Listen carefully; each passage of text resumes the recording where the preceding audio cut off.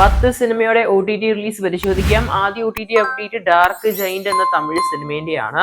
അഹ OTT ആണ് സിനിമേന്റെ OTT അവകാശം സ്വന്തമാക്കിയത്. തമിഴ് പകർപ്പിലാണ് അഹ തമിഴിൽ ഇപ്പോൾ സ്ട്രീമിംഗ് ചെയ്യുന്നത്.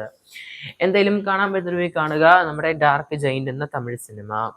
ഏറ്റവും പുതിയ മലയാള സിനിമയാണ് സത്യത്തിൽ സംഭവിച്ചത് എന്ന് പറഞ്ഞ മലയാള സിനിമ. നമ്മുടെ ദിലീഷ് പോത്തനാണ് സിനിമയിലെ കേന്ദ്ര കഥാപാത്രമായിട്ട് അഭിനയിച്ചത്. പടത്തിലെ ഒഫീഷ്യൽ റിലീസ് അങ്ങനെ നടന്നിരിക്കുകയാണ്. OTT റിലീസാണ് നെക്സ്റ്റ് വഴി നിലവില്.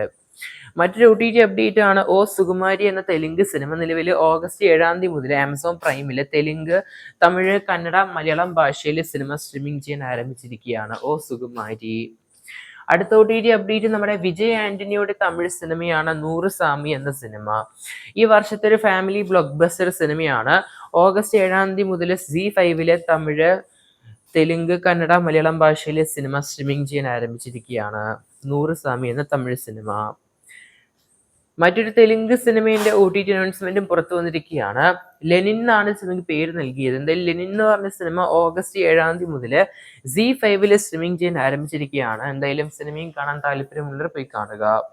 അടുത്ത OTT അപ്ഡേറ്റ് തമിഴിൽ നിന്നാണ്. നമ്മുടെ അഥർവ ഫഹദ് ഫാസിൽ അഭിനയിച്ച സിനിമയാണ് ഇതേ മുരളി എന്ന സിനിമ. തമിഴ്, മലയാളം, തെലുങ്ക്, കന്നഡ, ഹിന്ദി ഭാഷയിൽ ഇപ്പോൾ നെറ്റ്ഫ്ലിക്സിൽ സിനിമ ഓഗസ്റ്റ് 7 മുതൽ സ്ട്രീമിംഗ് ചെയ്യാൻ ആരംഭിച്ചു കഴിഞ്ഞിരിക്കുകയാണ്. മറ്റൊരു മലയാള സിനിമയാണ് നമ്മുടെ റോഷൻ മാത്യു അഭിനയിച്ച ഉയർ എന്ന സിനിമ. തിയേറ്ററിലുള്ള സിനിമ ഒരു അട്ടർ ഫ്ലോപ്പ് ആയിരുന്നു. ഇപ്പോൾ ജിയോ ഹോട്ട്സ്റ്റാറിൽ സിനിമ സ്ട്രീമിംഗ് ചെയ്യാൻ ആരംഭിച്ചിരിക്കുകയാണ്.